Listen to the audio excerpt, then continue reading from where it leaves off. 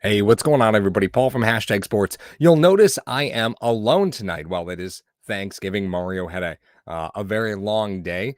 My day, a little bit more relaxed. And you know what? I figured I'd ring in this Bills Victory Friday. You like the cup? There we go. Nothing like a little coffee at 11:46 in the evening Eastern Standard Time. Hey, listen, man, it's a long day as a Bills fan sometime. I was itching for this game all day. I was nervous as hell for a game that 10 minutes in, I was like, what? I was really nervous about this like all day long. I talked myself into so many corners uh, throughout the course of the evening prior to the game. And then the game happened. I was like, oh, well, this isn't going to be so bad. This one's not going to be so bad. If For anybody that caught my diatribe, I posted an episode a few days ago talking about the things that I was really upset as far as Buffalo and their approach really the last 3 weeks, kind of what the future holds, and what I felt like that needed to look like. And today was much closer to what I was hoping for. We'll start real quick. Buffalo ends up smacking New Orleans around and Trevor Siemian around 31-6. New Orleans is a team that really depends on the run, and without Taysom Hill, without Alvin Kamara, without Melvin Ingram, or I'm sorry, Mark Ingram, excuse me, without Mark Ingram, really just failed to get anything going on the ground. I mean, they Jones was their starting running back. Jones Jr. I think he had like 16 carries for 27 yards. It wasn't that they weren't not trying to run the ball. That it was clear like their intention was to continue to try and run the football. And with the receivers that they have there, and Trevor Siemian behind center, I mean, it's just, what are you going to do if you're New Orleans, right? Um, Buffalo had a real balanced attack today, which I absolutely love to see. Zach Moss was a healthy scratch, which I think might have caught some people by surprise. But hey, listen, this is what happens, man. You earn your snaps, right? Matt Breida had been impactful in the few snaps that he had, and you earn your snaps. That's it. Chewy Baca. Oliver was a beast today. Oliver was playing in front of about 40 of his family today. He bought about 40 tickets because he's from around the Louisiana area. So he said he basically played for free today because he had to buy all those tickets. Yeah, what a game for Ed Oliver. What a game really for this Bills offense, who just took what was there the whole day. And it felt lovely. Felt lovely. Do you know how redeeming it felt to watch the run set up a touchdown pass? Oh my God. It felt so good. That first touchdown, man. Um, Overall, long story short, when you take a look at the stats for the game, and we'll get to those real quick. Josh Allen, 23 for 28, 260, 4 touchdowns, did have 2 picks, did take 2 sacks. But overall, nothing that really impacted the game. Trevor Siemian was 17 for 29 for 163 with a touchdown and an interception. He did also take 2 sacks. As far as running the football, I had already mentioned Tony Jones Jr., 16 carries for 27 yards. Ty Montgomery got his jersey a little dirty at 16 carries for 14 yards. Devin Singletary, 15 for 44. While the stat line's not impressive, Singletary did have a couple really nice runs. But by the time Devin really got involved in the game plan, as far as running the football goes, the Saints were pretty much selling out against the run. So, he really didn't have a lot of ground to run. He had a great run, I believe it was in the third quarter. Yards after contact, like 13 yards after contact, was just throwing bodies everywhere. It was a beautiful run. Josh Allen was 8 for 43 on the ground, and Matt Breida 9 for 26. Again, the interesting thing is it felt like more yardage for Breida. He was a bit more involved, right? But there were a couple times he got sewn up by some pretty bad decisions by Josh. There was a pitch to Breida off the right tackle, and Josh was staring at the middle linebacker who just straight didn't move, and Josh was like, "Fucking, I don't want this ball." He tossed it to Breida. Breida got tackled for like a 4-yard loss. Those things happen, right? I laugh about it now because they ended up stomping out New Orleans, but It is what it is. As far as your receiving goes for the day, Diggs was 7 of 74. He was just punching Marshawn Lattimore in the mouth.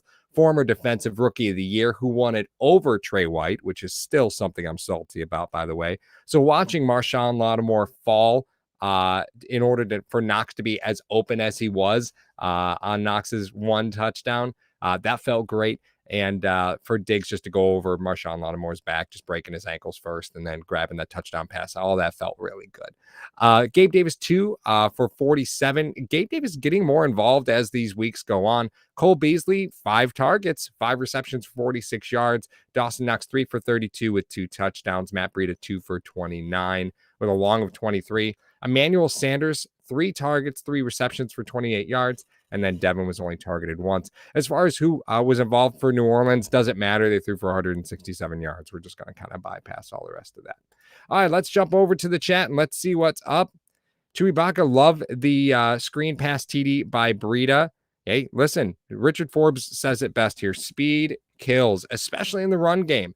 It's just, it was great to see that Buffalo was not afraid to do what was going to work, right? They ran the ball early. And they weren't afraid to continually run the football. And that felt great. Run the ball early, see what you can get, see where you can go. Daniel Gary's Breida made a huge difference in that backfield. I added huge for you because I think you forgot to include that word there. Matt Breida was a monstrous difference. David, Mongo probably will be back next week from what I'm hearing. I personally, Cody Ford was driving me absolutely bananas today. Right from the first snap, he was just getting bull rushed, and I never really thought that we would see that out of Cody Ford. I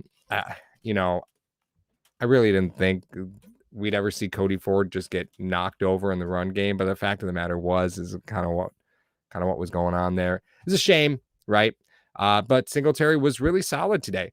Again, they started selling out towards the run, and even when they were selling out towards the run, Buffalo was still able to move the football.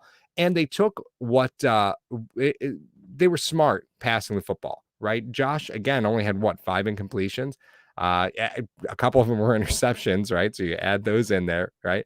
Ultimately speaking, Josh threw, 23 for 27? Is that what I had said? 23 for 27? 23 for 28. Yeah. So he had, 5 incompletions?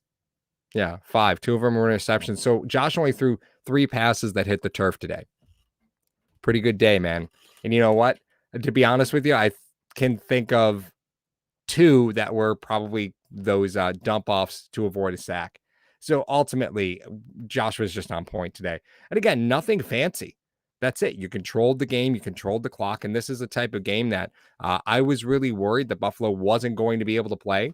Kind of grind out the clock and, get ahead and just never look back. And they made, they made a fool out of me because it was great to see them run the football and be consistent with that approach. They decided that today is the day we're going to run the football early and we're just going to see what's up. Felt great, man. And to finally sit, Zach Moss. Singletary and Moss have such complementary skill sets that it's great, with the exception of the fact that they both do similar things. So it was really great. Really, really great to see Breida active and involved. Trey White. So I'm hearing, the Twitterverse, of course, sees a non-contact injury and says, okay, it's an ACL tear. First off, there's no update on that. We're not going to have an update till normally we don't get injury updates till Tuesday, but we'll probably find out something as early as tomorrow. A couple reasons that Trey was so upset. One, he went to LSU, right? So this was a huge game for him. He was really excited to play and, kind of pops it. I don't think it's an ACL. We could be looking at an MCL sprain. Those definitely can look like ACLs. As far as the non-contact portion of that. And sometimes MCL sprains are a couple weeks. Sometimes they're no time at all. We saw Fred Jackson play through an MCL sprain almost the entire season one year. So, these things can happen. But ultimately speaking, we don't know yet. We might get an update tomorrow, but I mean, we're probably looking at the weekend before we get any real injury update. The way is right. He walked off on his own power. Yes, he did. That's always a good sign for an ACL tear, but doesn't mean that there's not some PCL damage or MCL damage. So something is, still could be there. David, Mongo and Brown would be huge for the Pats game. Also, Starr would help Pats running as well. I got to be honest with you. Ed Oliver is playing like a man on fire, which has been just wonderful to watch. Wonderful to watch. This is why he was a first round draft pick, right? You knew that this level of pass rush was in him, but let's just make sure that we're clear about that, right? Ed is a pass rushing DT. That's what he is. If you're going to ask, Ed to be a lot of support in the run game, that's not really, that's not really to his strength. He's not a guy who's just going to anchor that line. He's a guy that always has to be moving forward, a little lighter at the defensive tackle position. So he's always got to be moving forward. And as far as pass rush goes, he's going to give you some from the inside, which has been great because Rousseau's really, peaked out at this point. Epineza had a great start to the season. He's kind of peaked out at this point. Mario and Jerry continue to put pass pressure on quarterbacks and, not always resulting in sacks, but that's okay. But really for the last 5 or 6 weeks, Greg Rousseau has been very limited as far as how often we're talking about him. And that happens with rookies. That happens all the time. I was really hoping that with Rousseau specifically, you wouldn't see that rookie burnout. Normally right around game 10 is when you start seeing those guys who are just coming from college into the NFL. Their bodies just kind of peak out right around game 10 and they start to get fatigued. Because Rousseau didn't play last year, I was kind of hoping we were going to avoid that, but it looks kind of like that's where we are, and that's fine. Hopefully there's enough reserve of Mario and Jerry to be able to carry for the next few weeks while Rousseau tries to continue to figure it out. We'll see. We'll see what happens. Let's talk about the offensive line real quick. John Marlowe, Dion liability Dawkins. Dion Dawkins looked really bad today, guys. I mean, pretty bad at times. And I'm not the biggest Dion supporter. Not to say that I don't want to see him do well, because I absolutely do, of course. But, I'm always quick to be critical of Dion Dawkins. But today was a really bad game. Today was a real bad game. Let's see here. Notice we brought up a couple of practice squad guys on the D-line. Yeah, that's going to happen. I don't think you were looking at having Vernon Butler involved much at all. You kind of know where you are there. And you have to decide whether he even is worthy of a roster spot, Vernon Butler specifically. You're kind of hoping that he would be able to help the run game, the run stop game, and that's probably just not panning out the way that it was, the way that you thought it was. What are our options with Cody Ford? He looks slow.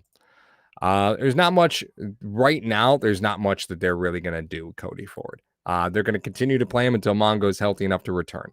That's what he is he's a rotational player. You just kind of have to accept that. Did he cost you the game today? Nope, didn't. Sure didn't. But there you go. Paul Berg, of course, is going to bag on me in the comment section saying that I called Dion Dawkins formidable. Those words did come out of my mouth. I'm not going to deny that they didn't. They certainly did come out of my mouth.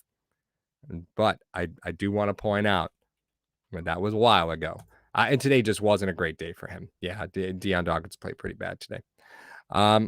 So Isaiah McKenzie, it's Josh brings it up. Isaiah McKenzie benched or what? Listen, you have Marquez Stevenson, who you drafted to be the kick returner of this football team, or at least hoping to compete with Isaiah McKenzie. You brought McKenzie back on a near, league minimum or veteran minimum deal. So you're not paying McKenzie an awful lot.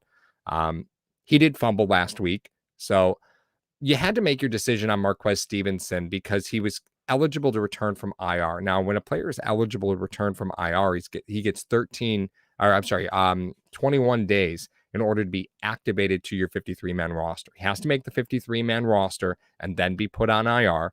And you have to make corresponding roster moves when you activate him. It was, you had to make a decision on him, right? Sooner rather than later. This was probably a pretty decent opportunity. You're in a dome, right? You're not really worried about the elements too much. Yeah, it's a loud place to play, but as far as, getting Marquez Stevenson his first introduction to the NFL, today made a lot of sense. It was an indoor game. Why wouldn't you activate him? It was not going to have any involvement in the offense. I don't really think you're going to see much involvement of him in the offense, but you kind of test his mettle and see what's up. At some point, you're going to need to make a determination as to what you're going to do with Isaiah McKenzie and Marquez Stevenson, because you're probably carrying one too many wide receivers at this point. We'll see what happens. McKenzie it has, really, besides the fumble last week, giving you no reason not to play him. But you did make an investment in Marquez Stevenson. He did make your 53-man roster, and he's been on your IR the entire season. You had to make a decision on him sooner or later. Why not activate him in a dome, see what's up, and just see how it goes? So, again, I wouldn't expect much involvement from him inside the offense as of right now, but we'll kind of see. Did they say anything about our injuries? This fine evening. As of yet, we still don't know anything. I wish we had an idea on injuries, but we're not going to hear anything till this weekend. Again, just to go back to that. I love this one. Nick Walters. All we need is for Diggs to show up today. He owns the Saints, and he used to put a dagger in them. It was fun to watch him just absolutely abuse Marshawn Lattimore. Lattimore got him once. That was it, though. That was it. Boy, did that feel good. That felt pretty good.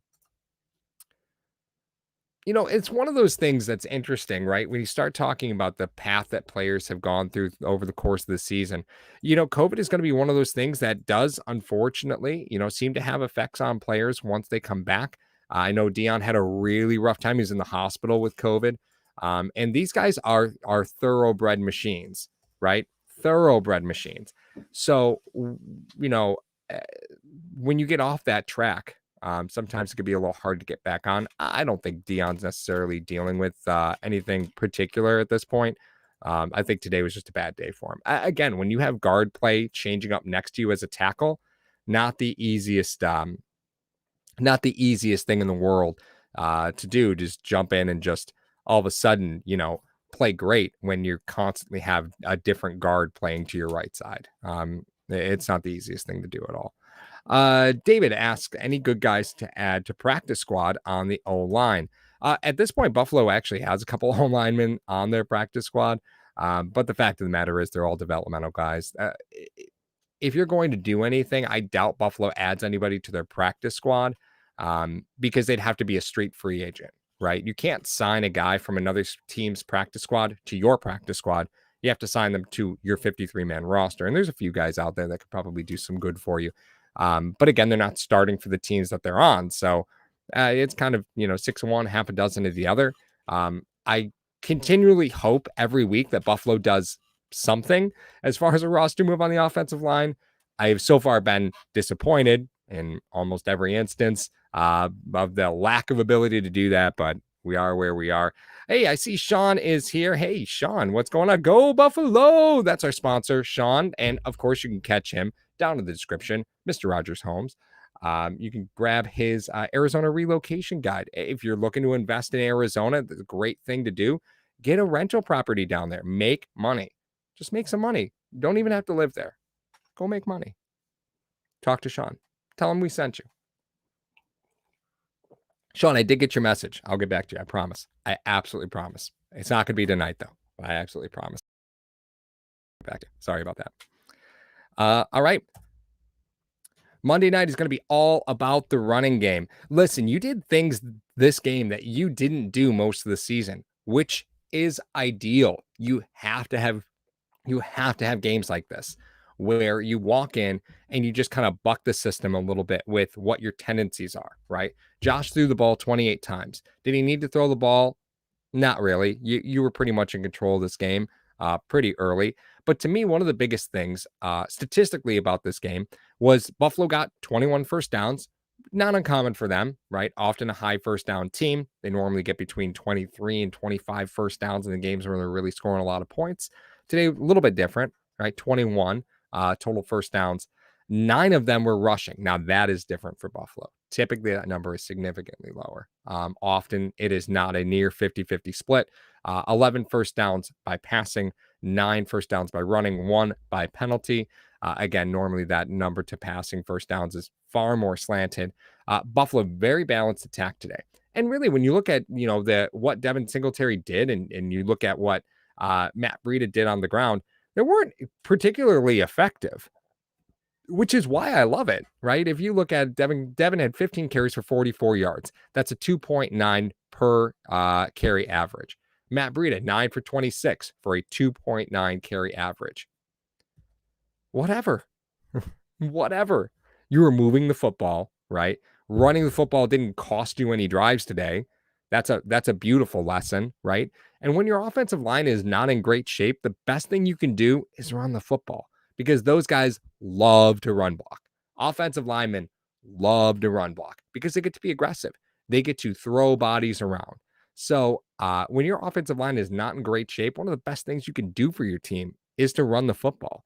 Now, often you have to be creative with how you do that. You got to pull the line. You got to, pull your guards. You got to make your tackles move. You got to get creative with some of those motions, and you got to get creative with some of the offensive line assignments in the run blocking scheme. But you can do it. Today, Buffalo did it, and it was really great to see. Josh was a little bit different. He was 8 for 43 on the ground for a 5.4 average, 5.4 yards per carry average, but only a long of 10, right? And that's okay.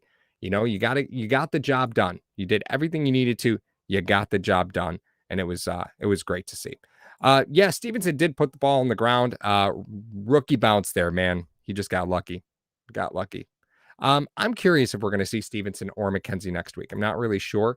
Stevenson was fine. Again, it was in a dome. If you're going to take a look at somebody, why not? You put him in a dome, you give him a chance, right?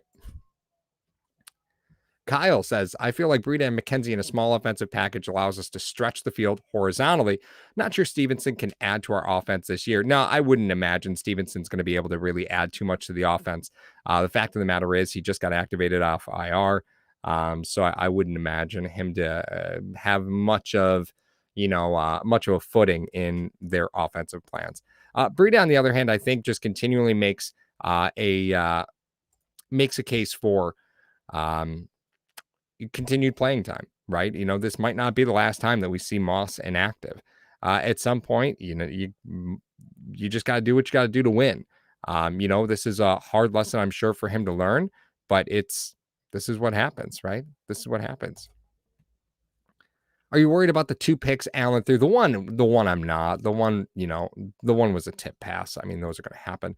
The other one, where he stared down Diggs. At the time that Allen made up his mind that he was going to throw to Diggs, right? Roby was still on his back, right? And on a curl route, you're good there, right? So Diggs had Roby on his back. Diggs is going to turn in. Roby's going to run past the route. That's typically what happens. Downside was that Josh, once Diggs turned, that throw has to be boom, boom, boom, right? Diggs has to turn, and Allen has to already be releasing the ball. That's how those routes work. And Allen was just really late on it. And he didn't, Diggs didn't shake Roby. Not his fault, right? Diggs just didn't shake Roby on the route, and Roby jumped it. It's just one of those things. It happens. Am I super worried about it? No. The throw was late. That's why it was a pick. Had they been timed up on it, they would have been okay, but it was just late. So I'm not super concerned about that.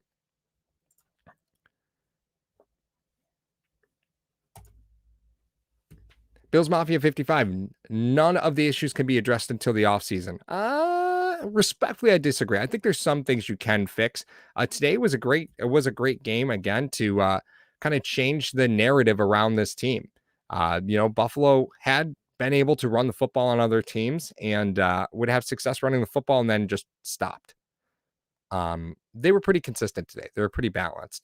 And, when you're going into a Buffalo winter, you need to be pretty balanced. You need to be able to put the ball in your running back's hands and kind of trust that they'll get the job done. It's critical in Buffalo weather to be able to run the football. Got to be able to run the football. Got to. Paul, I wish Bean would look in free agency for a couple of guys, at least online depth for winter football. Hey, funny that you mentioned that. Yeah, and I am a little concerned about the Trey. I am a little concerned about the Trey injury, right? Not specifically that Trey is going to be out long term, because I really don't think it's an ACL injury.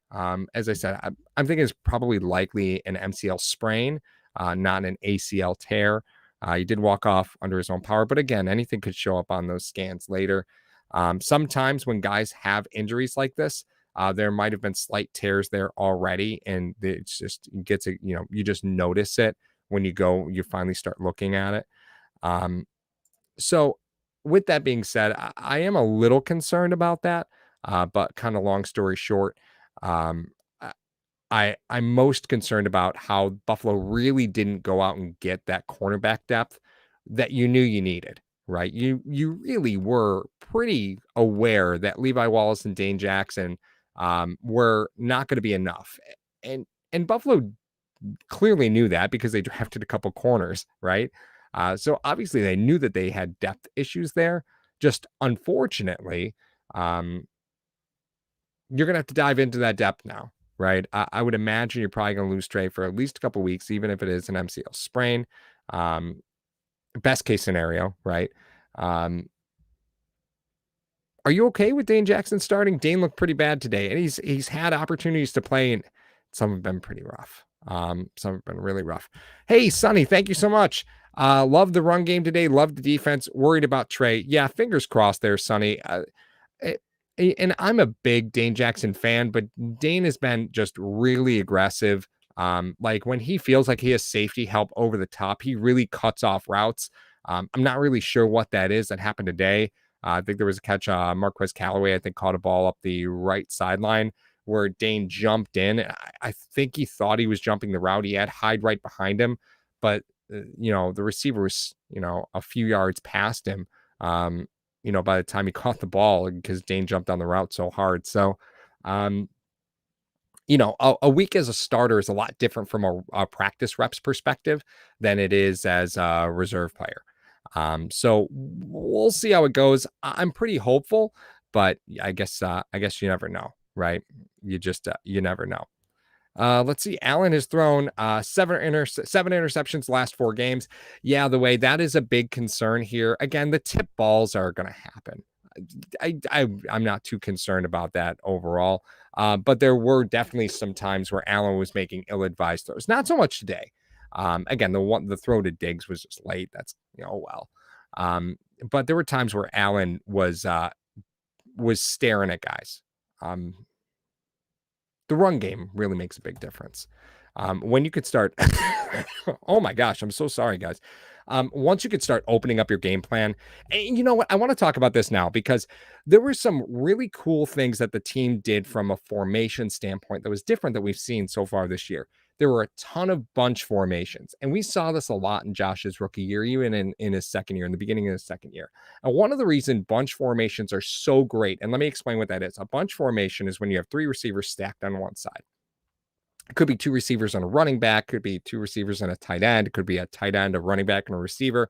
In any case, you have 3 receiving players in bunch formation on the one side of the line. Now, one of the reasons that's great is because it causes the defense to go unbalanced, right? Either they have to shift a linebacker out there to try and cover a wide receiver, which is a win for Buffalo, right? If you're on offense and we're running bunch, that's a matchup you want, a wide receiver on a running back. That's great. They either then have to drop or if they don't want to do that, they're going to drop a safety down, which again helps Buffalo, right? Because now you're going to a single high look, and Buffalo can continue to try and burn the field. Use Josh's arm, stretch the field a little bit. Once you go from 2 safeties to 1 safety, it gets a lot easier to throw the football down the field. Bunch formations help you do that. It also creates a lot of confusion, even if they do leave 3 defensive backs in there to cover up those 3 receivers, because playing zone coverage off a bunch formation is really, really hard. There's not a lot of zones to cover. Everybody's all kind of in one big area. So a lot of times it forces defenses to play man coverage, which just makes it easy for the quarterback, right? The quarterback knows what coverage they're going to be in just simply because the formation is going to dictate that. We saw a lot of that today, saw a ton of bunch formations. And usually you use those with young quarterbacks. And one of the reasons you use them is because it makes the game simpler. Creates a lot of confusion once the snap comes in because you got guys flying all over the place. You got, they're rubbing each other, you're rubbing the routes out for each other. So, one corner is thinking he's going to pick up this guy, but he steps forward and then another receiver, wheels around him and then his assignment changes. So it creates a lot of confusion and it normally creates quick opens, right? And that's something that Buffalo has been pretty terrible at doing is throwing the ball quickly. We see a game where Beasley has 5 targets, 5 receptions. That's a sign that things were going pretty well, right? That's a sign that things were going really well, honestly, really well. But those bunch formations are a great way to just kind of move forward and win the easy matchups. Super thrilled to see that, and something that I really hope we see more from Buffalo. They got to start. They got to start taking the easy wins, man. They got to start taking the easy wins. And the easiest way to win is you use formations to leverage the defense into positions that you want. And oh, thank goodness we finally were able to see that today. Oh, my goodness. So what do we have looking down the road? So now that we've just mollywopped the Saints, smacked them around a little bit, kind of where do we go from here?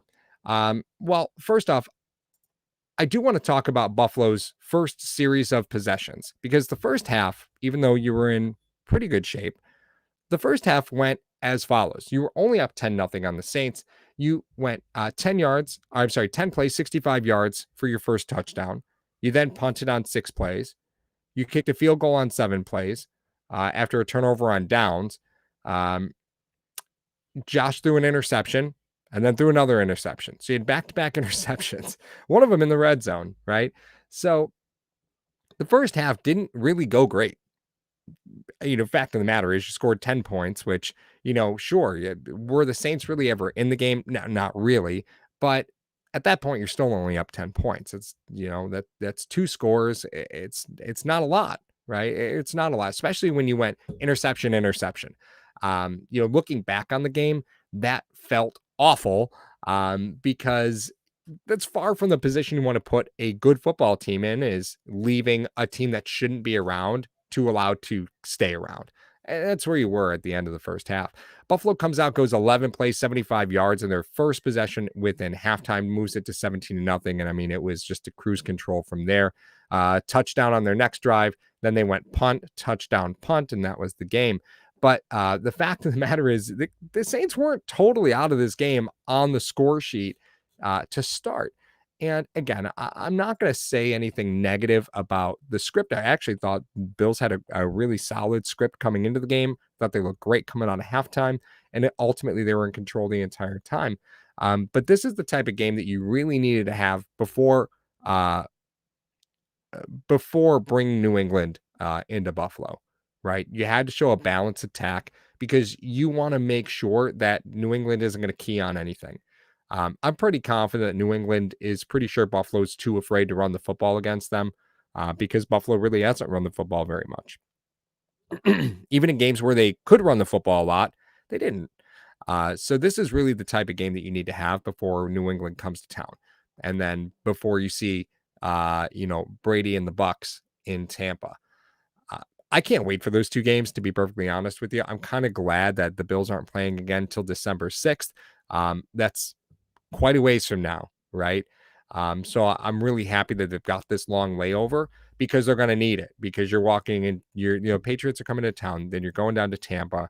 You have the Panthers after that. And I mean, we don't even know who's going to be starting at, the quarterback position for the Panthers at that point. Although Cam played relatively well. Then you go to New England. The Falcons are at home, and then you have the Jets at home to finish out the season. But your next 2 games are really, really important. And I'm kind of glad they have this long time to get ready for them because there's a lot of things that you have to prepare for now. One is you need to remain balanced. If you can remain balanced, you can beat New England. Being without Trey is a big deal for that game. Because if you look at your corners, Trey's probably the most physical corner that you have. And not that New England is necessarily physical, but they don't really stretch the field, right? Everything they do, they work a ton of stuff underneath. So losing Trey, if he's not able to go for that game, again, we don't know what that injury is. That's sort of a big deal, especially since you look at the reserves. You look at who you have on the bench, and are you really going to play Siran Neal at corner? Like, you probably get away with it against New England. Again, they don't have a ton of field stretching wide receivers, but Jacoby Myers is a very good receiver. So him on Levi as your number one is not an ideal scenario. Does Siran Neal step up and start at CB2 for you, and Levi Wallace switches CB1? Maybe that's the road that you go. Siran Neal definitely is much more physical, and that's kind of the dynamic that you're going to need. You might see Buffalo sign a corner. Who knows where this could go? Trey's going to be down for any significant amount of time, but I think we can all agree that we're probably not super comfortable with the defensive back room outside of Trey, right? 585 said the Bills should have scored 6 TDs today. Listen, I'm totally fine with the Bills hitting cruise control once they're up 17, right? Once they're up 17, it was fine. Just run the football, run the football, run the football. It was still even a balanced attack, even at that point. I was happy to see Josh come out. Anytime I see Mitchell Trubisky for positive reasons, I accept that. I'm totally good with that. And,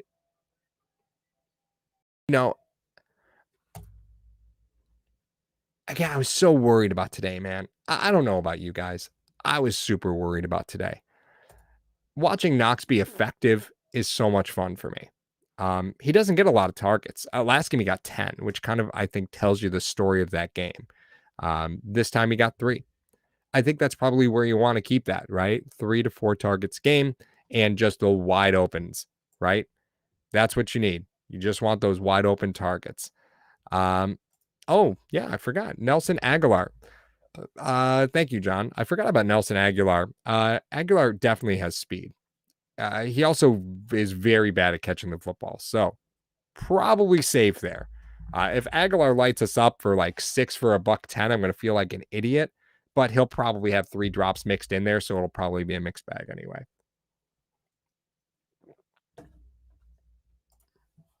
Ooh, Juan. Blasphemous. Trey is fine. Listen, if Trey was fine, he would have crawled himself back out onto this field. Playing at the Superdome is a dream of his. I don't think he's ever actually played in the Superdome. And it was a dream for him to play in New Orleans, having gone to LSU and kind of being from around that area. So he did not want to miss a second of this game. And it's a shame that he went out. I know he had a lot of family there. So that's really a shame. Steve Hampton, Breida has been just what we needed to run outside the box. Oh, man. Ain't that the truth? Ain't that the truth? And that was the one thing that was missing as far as the run game went, was the fact that for the most part, the Bills really lacked the ability to stretch the field horizontally. And that's one thing that those Isaiah McKenzie jet sweeps last year. Remember, we'd always see Isaiah McKenzie run in the backfield. He might get a carry or two, each game. And we'd see the same look multiple times, right? One of the reasons that's so effective is because it causes your defensive end and that outside linebacker to have to commit to the fact that McKenzie might get the ball there, right? They really can't penetrate through. They got to kind of hold that edge. And once Buffalo just stopped running that look, you notice that the run game kind of died a slow death. Again, one of the reasons is you kind of need, you kind of need to have the ability to move the ball outside the tackles. Moss and Singletary really don't bring that to you. So the Bills were kind of manufacturing that with those jet sweep looks. Even though McKenzie might not get the ball at all that game, the fact that you were at least looking that way was something you consistently put on tape, and it was something that teams had to be prepared for and had to commit to in the play. Breida makes that irrelevant at this point. There is a definitive speed difference. Definitive speed difference between Devin Singletary and Matt Breida. Like it's definitive. It's definitely definitive. Hey, Apex is in. What's up, Mike? We had a screen that went for a TD. Sure did. Surprised the hell out of Josh Allen, too. Surprised the hell out of Josh. Matt Breida has been a touchdown machine the last 2 games, last 3 games, rather. So, super thrilled, super happy for him. Really brings a different dynamic. But you start having to have the conversation of who are you going to make inactive in order to make Breida active. Today it was Zach Moss. And Devin Singletary really gave you no reason to think otherwise. Um, you know, ooh, is Moss our Yeldon now? 2.8 yards ain't cutting it. Hey, listen, 2.9 yards per carry was what Singletary and Breida averaged today, right? That's exactly what they averaged today. Moss and Singletary, again, they have such similar skill sets in that regard that you just have to make a decision on who you're going to play and who you're not going to play. Ooh, would I work out Philip Lindsay? No interest. No interest. Got Antonio Williams sitting on the practice squad. You've got Taiwan Jones as an emergency running back. God forbid you break glass in case of Taiwan Jones, in case you ever need him. I really don't see any reason why you bring in Philip Lindsay. If he couldn't play for the Texans, and a lot, I would just be honest with you, he's only there because he could catch. I'm sorry, he was only there because he couldn't catch, right? Like it didn't use him in the pass game at all. Really struggles in the receiving game. I just don't think you have any interest in bringing in Philip Lindsay. I just don't think you have any reason to do that at all. Besides, top bragger, Lindsay is in Miami because of course he is. Right? Because of course he's in Miami. He did actually sign. So we're good on that one. Let's see here. Singletary had a tough run. Who said that? Where is that comment? Hold on. There it is. John. Singletary had a tough run towards the end. Yeah, that was one hell of a run. Like, that is a highlight reel run for Devin Singletary.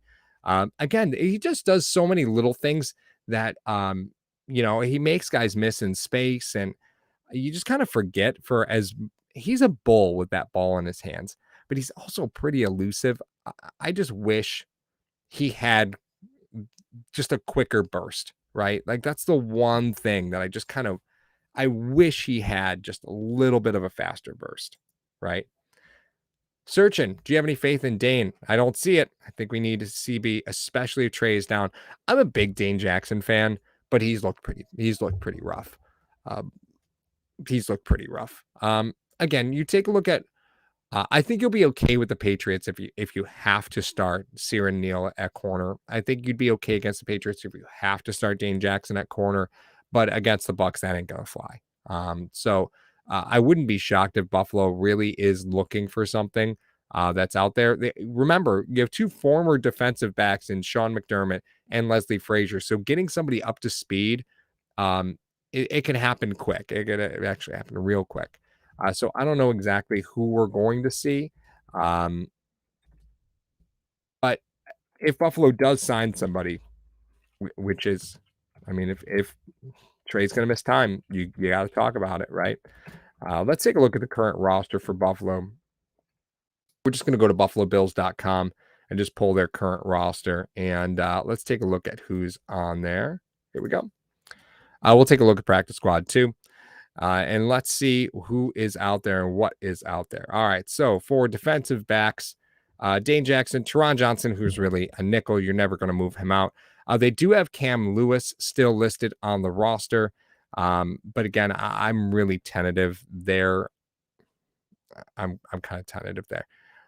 They do have Nick McLeod that they just brought back. And Nick McLeod was somebody who made a lot of noise in the preseason. I was not saying that I was surprised that he was waived because I wasn't, but he ended up moving.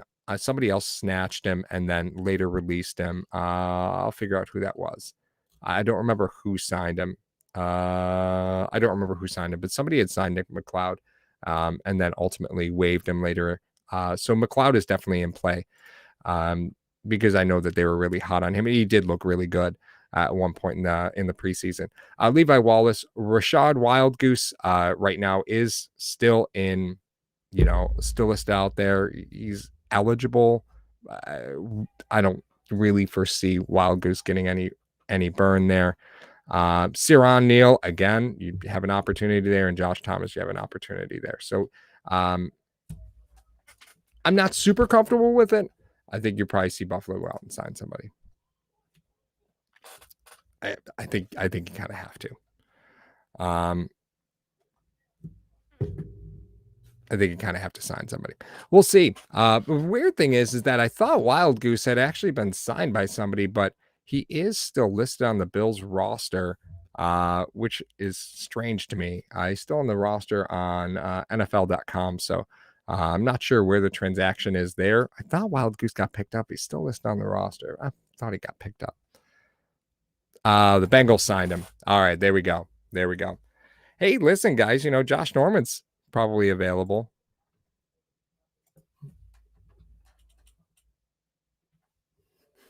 I'll duck. Don't worry. Overall, yeah. Okay. Yeah. Yeah. Wild Goose is gone. There it is. Thanks, Mike. It's with the Jets. Thanks, buddy. Overall, it'll be a busy week for Buffalo. The weird thing about playing on Thursday is that, you could still bring in guys that are street free agents really at any time. So you can kind of get a jump on the transactions around the league. If you're going to sign somebody off somebody else's practice squad, you certainly can do that now. No harm, no foul. And I think the sooner you get somebody in, probably the better, because if Trey is really in danger of missing any time, I don't think we can be comfortable with what we have there already, right? These guys are fine, but losing somebody like Dane Jackson, or if you lose a reserve guy, I think your roster, you can absorb that with the guys that are already on the roster. But you drop Trey, I think it's a different conversation. I think that's a totally different conversation. But I guess we'll find out maybe Saturday. We'll probably find out Saturday if I had to guess. We'll see. We'll see. Ooh, John Marlowe signed a New England defensive back. Oh, yeah. Like, they've played that, man. They've played that game on us.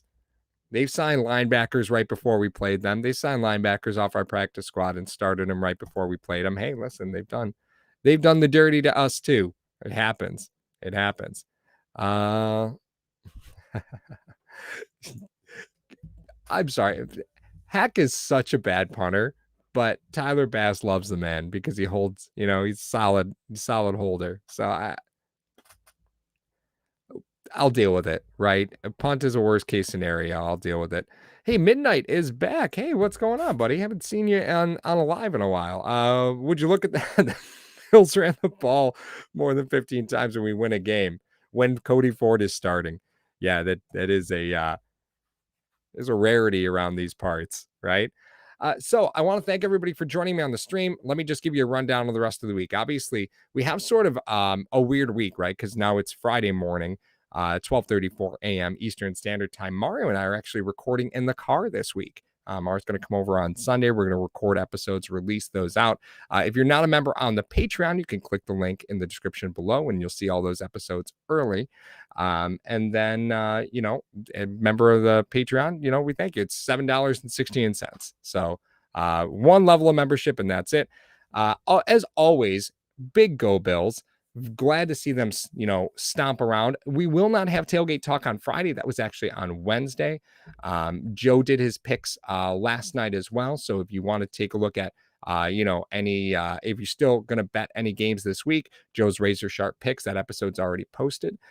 So glad to see that. And then we'll have car episodes this week. So thank you so much for joining me. Oh, photo 7. I still have no idea which Bills team comes out to play each week. Yeah, you are not alone there, man. You are not alone. I was nervous all day, man. I was nervous all day about this game. And 10 minutes into it, I was like, man, I wasted so much time being worried about that. So much time. But we'll see what happens. I'm really excited about the New England game. Of course, I'm nervous about that one too, but I'm more excited than I am nervous, I guess. Yeah, I'm more excited than nervous. We'll see where Trey's injury is, and then I'll decide where I really am. But hey, that's what football is all about, man. So we'll see what transactions they make. Thank you guys so much for joining me. I am Paul, in for Mario. Mario and I will be in the car this week. Thank you to Tommy and Mike for Tailgate Talking. Catch them every Friday at 7:30, except for tomorrow. So if there's anything you need, leave it in the comments section. Thank you for hitting that like button. Thank you for hitting that share button. And thank you for hitting that subscribe button. We love you guys, and we'll talk to you soon. Go Bills. Let's give a little Sean McDermott clap. There we go. Little Sean McDermott clap. I do want to point out, I did in the hashtag Fantasy Football League. We have a hashtag Thunderdome Fantasy Football League. It's 18 teams. So a very aggressive fantasy football league. I did state during the draft that if Matt Breida has 30 touches this season on offense, that I would wear Mario's stupid hat that he wears every time the Bills win for a month.